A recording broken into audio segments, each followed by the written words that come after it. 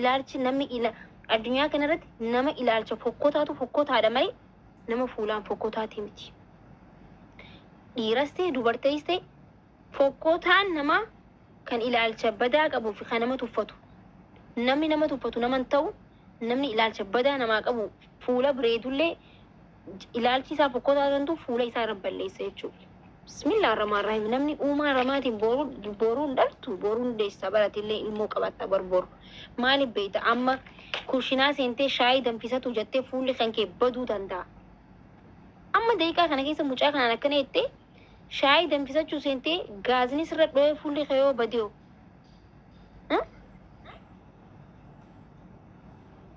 nam meeqaa jira babbareedduu meeqaatu halkan takkatti fuulli isaanii jijjiirame jechuudha. Annama waan rabbii kanneefetti nama gabbuusu jaaladhu wallaahi laaziim. So an kana kain isin gorsu isinumaa fi astaghfirullah jee micoon amma akkasitti suni astaghfirullah jee wanti ila jaan boodummoo ifitti deebistullee hin dandeessu. Ila achi jette sun sitti deebiti boodallee amma astaghfirullah jee waan akka qoosaa jetteetu jireenya keetitti sitti dhufaa jechuudha. Ishi yoo yaada fokkota akkasiitillee qabaatte immoo sammuu kee keessaa baasi. Yaada jecha bareedaatu nama hojjisiiraasuu danda'a obboleettiitii yaa obboleessa ko. Ni rifadhe mucaan kun amma moraalii isaa ni tuqama namni gizee maali jechuudha. Rabbiitti sammuu himi rabbii si uume isa ka uume rabbii sis ka uume rabbii jechuudha. Alhamdulillah rabbil alamin jechuu qabda. Sini maafi.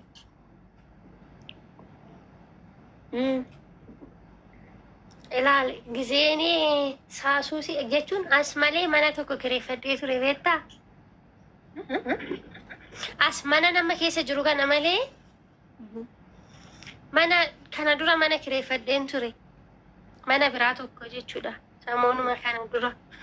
Tiboodaa nama wayii dhugaa rabbi haadha ani gizee sana safara sanatti mana namaan ture achitti buna faa danfisnaa waan matattee hojjenna ture safara sanatti. Geeta nama gaariidha caammadha yoo mana ishii seente caamma miti kotteen kee jalli qulqulluu odoon ta'e yoo mana ishii seente ija ishiin itti silaaltu maafi rabbi sirraa qabu. Achi booda gaafan oggaa lama sadi ture safara sana mana kireeffadhee deemu haadhi sun karaarra baatee jirti. Karaarratti jechuun nama faada baddabdii bakka jira miti.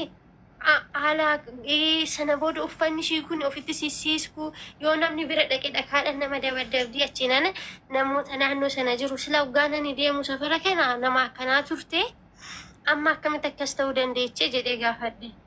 Achi booda daa'ima deessee daa'ima sana deesseet mana kireeffattee jirtu sana keessa daa'ima ciibsitee bakka hojii deemtee gaafa bakka hojiitti dhuftu daa'imni ishii fuula ishii kana mazabzafaan affanee duutee eddee achi booda qalbii ishii akkas ta'ee naan jedhan baay'ee rifadhe jechuun nan tanqaraqqate lakkaa hireen namaatu nama tana geetti jedhee rifadhe.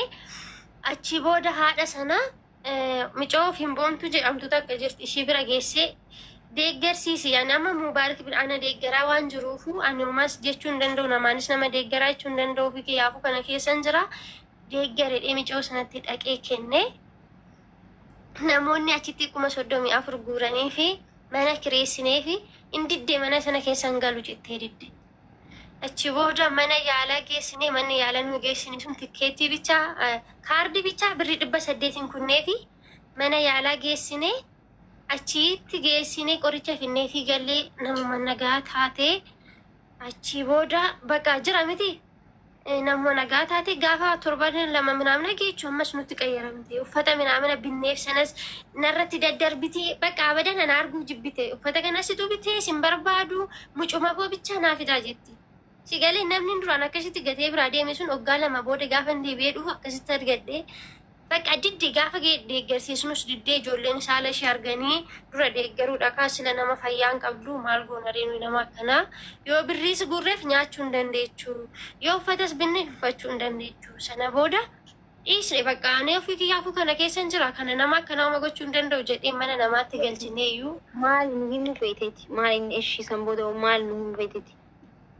Maali akkasitti deeggarsiisnee turre garuu namni suni hin danda'u ammas immoo warri bira jira suni biiftuu situ nutti kennee kootu nurraa fuudhii bakka goote godhii nuyi of dadhabnee jirra isheen nu ofii keenyaafuu bakka nu reebdii akka gootee godhii naan jedhan ani immoo bakka ani sooma gochuun danda'u akkuma hiree shiittaa jiraattu bicha akkuma hiree shiittaa jiraattu hin jedheeni maakeen akkaman godha cinqame nuti baramma waa'ee mucaa sanii dubbanneeti waan akka bakka achirra dhaabbattee inni jira achirra dhaabbattee namni nama tuffatu akkana ta'ee waan jettu deemte akkasi bara akkasi garuu nama kana akkasi ani amma achirraa keessi hime malee himuu barbaade miti maaliif amma ani siinooma siin hin jedhuun beektaatis gini haadha kana deebitee umaa baatu moo akkamiin godha namni hireen nama akkasisin ta'a hiree sanarraayis ka'een jedhee akka anaati miti akkuma sabattuu nuun galle dubbinte suuta jee dubbadhu maaltu maal ta'e gaggabaa keessatti ilmoon jalaa duute. Kaashiin gaafa hojii bobbaatu daa'ima ishii ciibsitee deemte na fakkaate achi mazabzafaa ofirratti gallabatte daa'imni sun kan waggaa tokkooti bara. Okay, wanti uffata itti godhan jechuudha. Saanaa godhan keessatti ilmoonis manatti dhiistee achi keessatti jalaa duute ilmoonis daa'imni. San booda haati qalbii dhabdeeti amma immoo qarqaarsa barbaaddi. Kanuma dubbiin. Qarqaarsa barbaaddee garuu yoo qarqaaran immoo itti fayyadamuu hin beektu. Yoo qarqaaranis itti fayyadamuu qabdu waan qalbiin isii fayyaa hin qabneef. Rabbi haa fayyisuu du'aa goonaaf. Bakka akkas goonaaf du'aa godhaaf mukaa maal godhuudha? Deemtee barreeffama addunyaa kana deemtee. Rabbi haa fayyisu qalbii sitti haa deebisu sabriillee haa kallu. Hundi keessanuu kadhannaa godhaafi. Rabbiin haa fayyisu ilmoo isirraa fudhate rabbii fayyisis qalbii dhabsiise rabbii saniifuu rabbiin akka isii badii balleessites ta'u rabbiin akka isii ilaalin rabbiin karaa hedduutti isinirraa kafala karaa isin hin beeknetti namatti gaftanii yoo ta'e haqa namatti buutanii yoo ta'e wallaahi addunyaa kanarratti waan ifirraa eeguu qabdan asinirra beekee osoo hin ta'in ani waan nama jaaladhuuf waanuma jaaladhuun gorsaa beektan waan ifiitiyyaaf fedhu ta'u wanta ifiitiyyaa jibbu wanta ifiitiyyaaf fedhu namaaf himaa jechuudha. Tokkoffaa imimmaan namaa ofirraa eegaa. Lammaffaa tokkoffaa imimmaan namaa. Lammaffaa haqa namaa ofirraa eegaa. Sirriitti keessaa imimmaan namaa fi haqa namaa ofirraa eeguu qabdan akka malee namatti hin gafina ammas. Sadaffaa mana waniin dhaqinaa bikka dawaa namatti godhansan ganda osoo rabbii guddaa kadhachuu dandeessu isaatu humna qabeettee achi hin dhaqin. Bakka sadeen kana keessa bilisa ta'a wallaahi keessaafu imimmaan namaa fi haqa namaa ofirraa eegaa. Haqa namaa addunyaa kanarratti namni nama miidhe addunyaa kanarratti harkata namni nama boochise namni nama miidhe addunyaa irratti harkata nama haqa namaa saame addunyaa irratti harkatallee wanta addunyaa irratti rabbiin itti si rakkisu kanneen jechuun kaanillee qiyaamatti harkattu beeku kaan qiyaamatti harkattu kanneen garuu nama hedduu argine nama miidhee hin milkaa'in nama haqa miskiinaa guurratee fooqii ijaarratee fooqiin jalaa diige mootummaan jalaa diige haqa namaati wallaahi haqa namaa guurratanii jechuudha. Kana san jechuun barbaadu haqa namaa guurrataniiti biyyatti mana fooqii ijaaruuf mana gisee kuusan mootummaan dhufee kaartaan qabu jee jalaa godhe jechuudha. Because haqa namaati. Yettim addunyaa kanarratti hin duuta malee haqa namaatiin inuma mana hin ijaarrattu inuma bultii gaarii keessa hin jiraattu waan namaati umatti allaqa.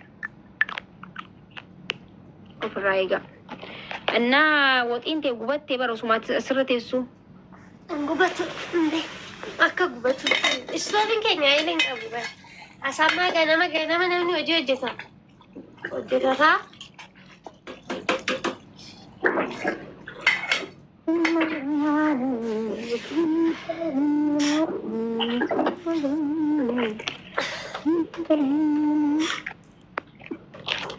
Ay Saadiqee ilma jirtaa garuu. Ay Saadiqee kun nama gaariidha bara.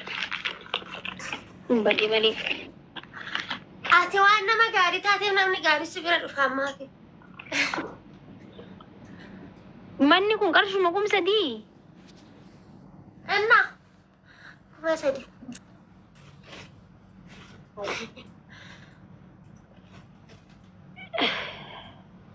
Kum sadin qaaloo ini. Mana kanatti. Kana utuma qirishii jaafatti dabalee bifaadha seetti. Laa'itii kana bitee jechuudha. Hee laa'itiin irratti bitee isaan irratti qoqqaratte. Bishaan ni qaba. Bishaan akka barbaadetti garuu ibsaan erga laa'itii kana bitee maaliif kana bitteen irratti lakkaa'aa naan jetti. Kunoo lakkaa'u chaarjeriidhaan godhaman jedhee beektu jaartee amma. Chaarjeriidhaan godhaman jedhee sobeedha. Waayyuu qeerroo baraasa dhageeffadhu. Eenyu Oromoodha manni kana Oromootu rakkifatte.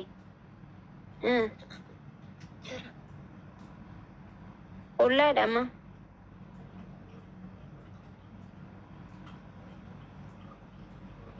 Kunuunarraa bar akkaawuntiin kun haarawaa saadiqee nama gaarii obboleessa koo mangistii tiktookii kiyya kun haarawaa barka durii miti namni fooloo guddaa gisee arge waanuma fooloo raadee fadhifaatti fakkaata irra guddaan ganaa waggaan taane bar tiktookiin haarawa ka dur sanarraa gubatee bar sun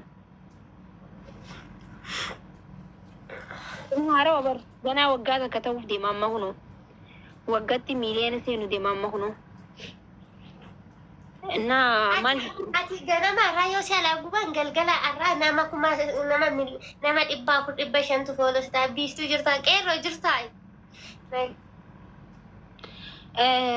Enna jaratti maakii amma qaxaroo geemii jatu guyyaa geemii kiyyaa amma sapiraayis guyyaa geemii jenna guyyaa miiliyoona seeni amma sapiraayis na godhu qabda. Anti miiliyoona dhugaa istiin nama dhaggeeffadhu akkaawuntii kana miiliyoona takkaniin seeni bara. Kufee ka'ee na dhiiba. Gisee beeka jalaa gubatee ammas inuma kan mattanaal jette shi mattanaal yoo jette achi nama sana nama kuma dhibbaa furfaa fooloo shi taasisa. Nama obsa kiyyanii na dannaqefa tiktookii osoon kufu badan harkan kan tiktookiin miiliyoona seenee ilmoo isin garsiisan jaan uma guban kuma dhibba nama faa qabadheetiin bar miiliyoona seenee isin garsiisan jaan amma. Guban deebee kunoo as ga'eetiin jira jechuudha akka rabbii fedhutti. Ati koo yoo haara shalaa guban boru mattanaan yoo jette nama meeqan fooloo si taasisa.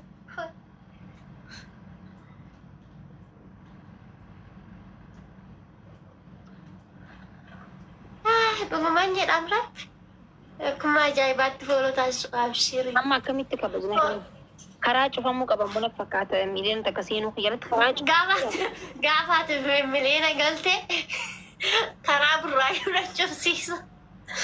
Suufii qofaatu hafee maakuu tokko.